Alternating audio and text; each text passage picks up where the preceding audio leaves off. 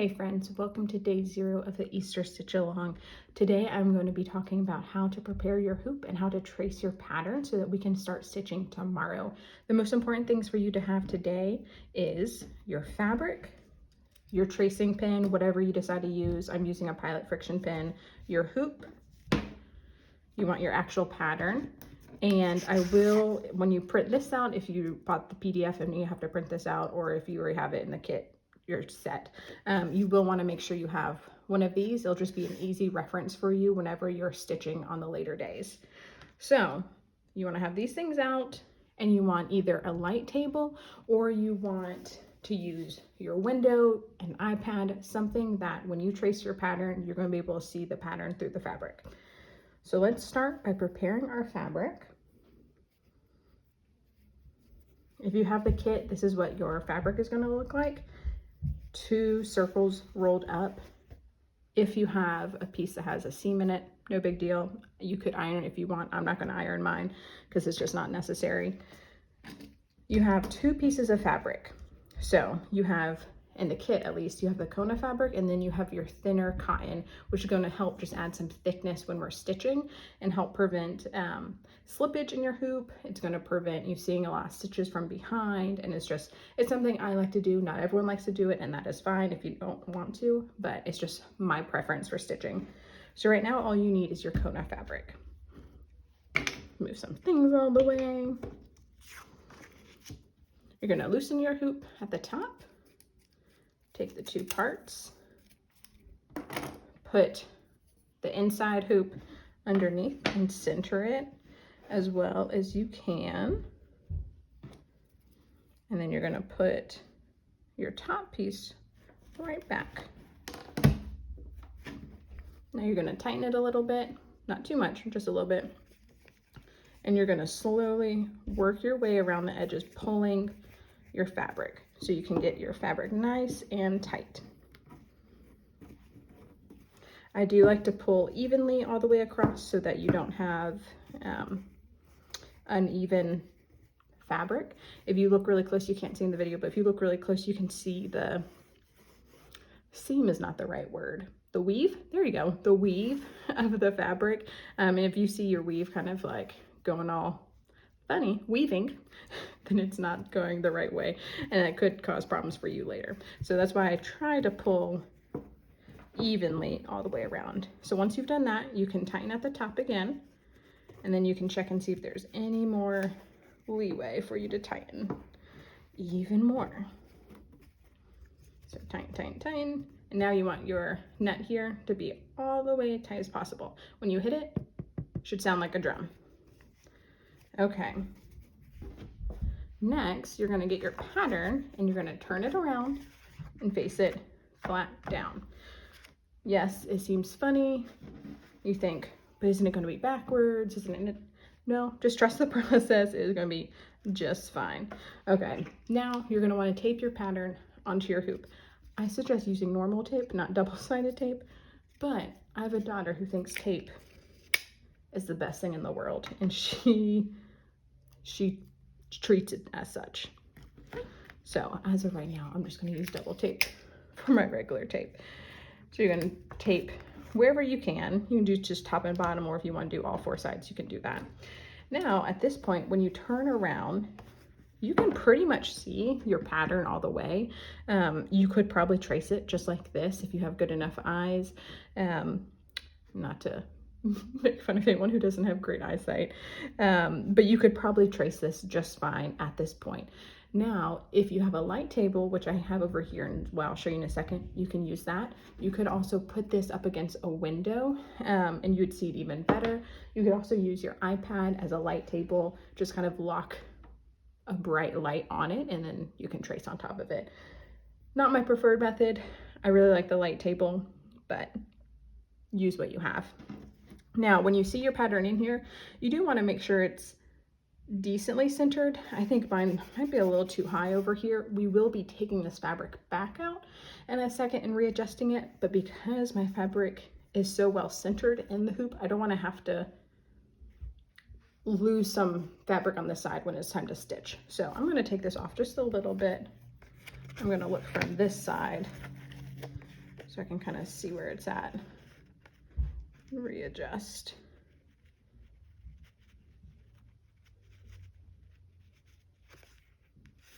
Okay, I think I'm happy with that. Let me make sure the tape is hitting in all the spots.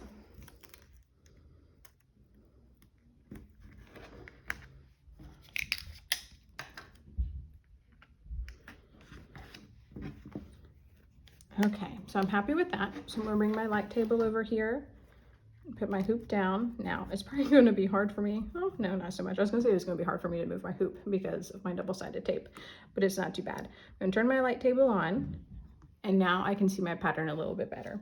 I'm gonna grab my Pilot friction pin, open it right here, and I'm gonna start tracing. Now with tracing, you just wanna take your time. Nice and slow. Everything that you trace is going to go away with heat later on, but it can leave a very small ghost marking. So if I was just to write a big line right through and I don't stitch over it, I would probably see it at the end of my stitching. So you do want to be careful with your stitching. You want to try and go slow and make sure you get every little part. It doesn't matter what you trace first, just do what you're most comfortable with. If you want to start in the leaves, the tomb, the text, it's totally up to you. Now you will notice with the text, it's a little bit thicker than what your pin mark will probably be.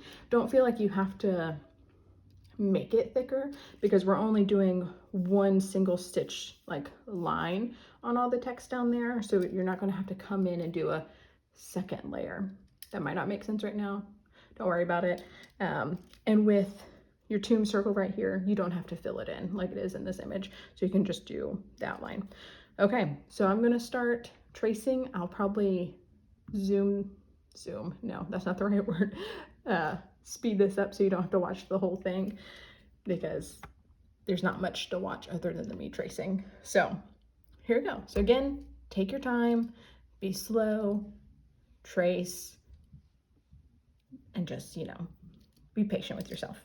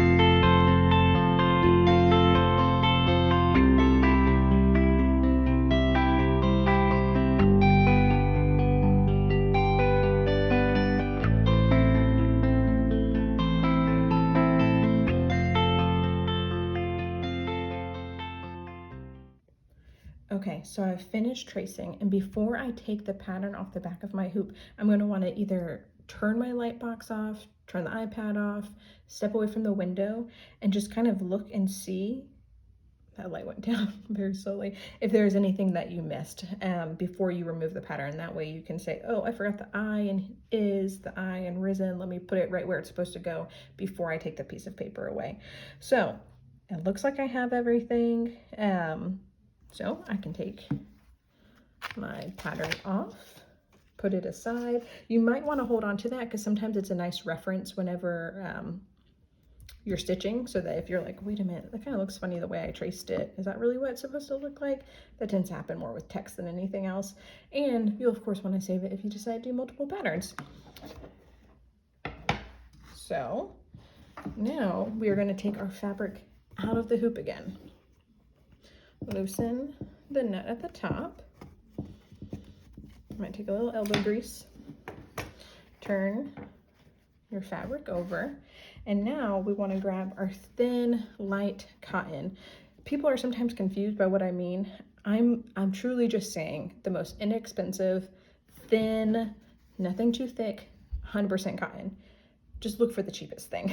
Like if it's $7.99 a yard, that's too much. I think I found, I think what I use is maybe like $4.99 or $3.99 a yard at Hobby Lobby if it's not on sale.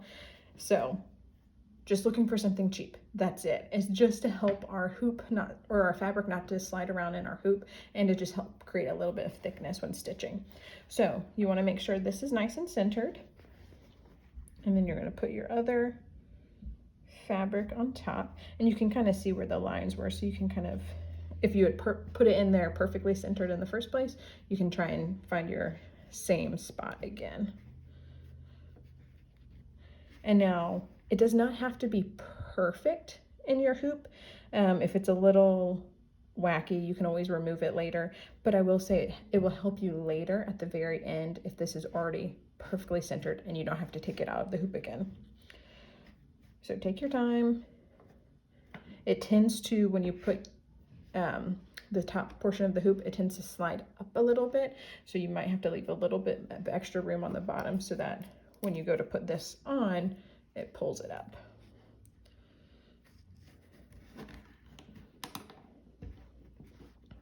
And because it is a little bit thicker now with the two pieces, you might have to loosen that hoop a little bit more. Okay, so it looks centered right now. I'm going to tighten it just a little bit, and I'm going to again gently pull all the way around. This is when it's really important to pull gently and evenly all the way around, so you're not accidentally pulling your text too far one way, your leaves too far that way. It'll keep everything nice and centered.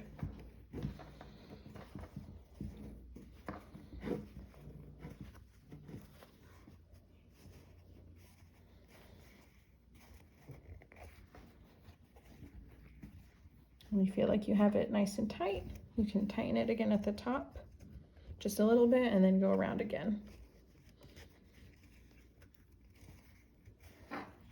I've got a little like bubble right here that's starting to bother me.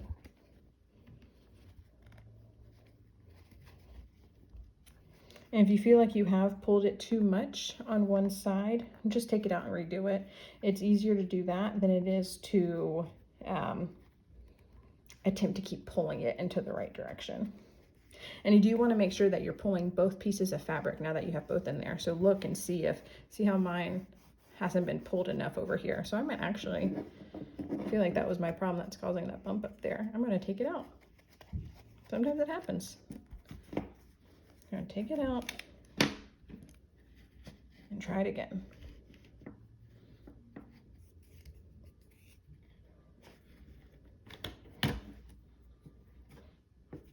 Okay.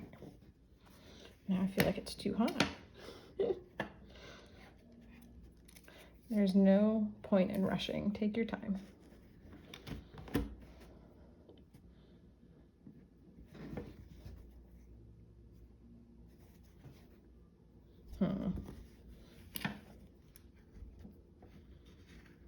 This would be a good time to like cut all these parts that I'm struggling with, but this is the reality of it, that sometimes you have to redo things and take your time and get it just right. Oops, I'm moving in the wrong direction.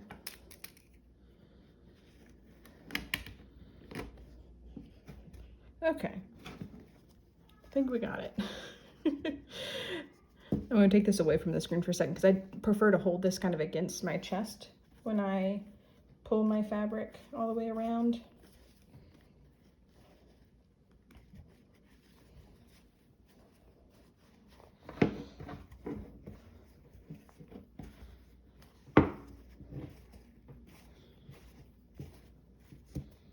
Okay, tighten it a little bit more.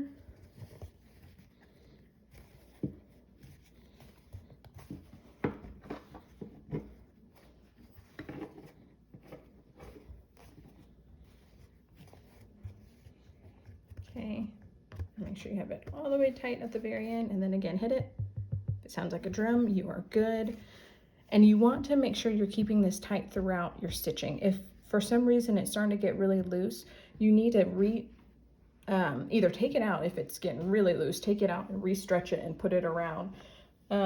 Or you just need to pull a little bit and tighten here at the top, which sometimes is all it needs. But you definitely don't want any sags in your fabric when you're stitching, because it's just going to make things a lot harder for you. All right, so you're ready for tomorrow for day 1 for our stitching. If you have any questions, be sure to ask me in the Facebook group, or you can email me, or you can send me a message on Instagram. So look forward to stitching with you all.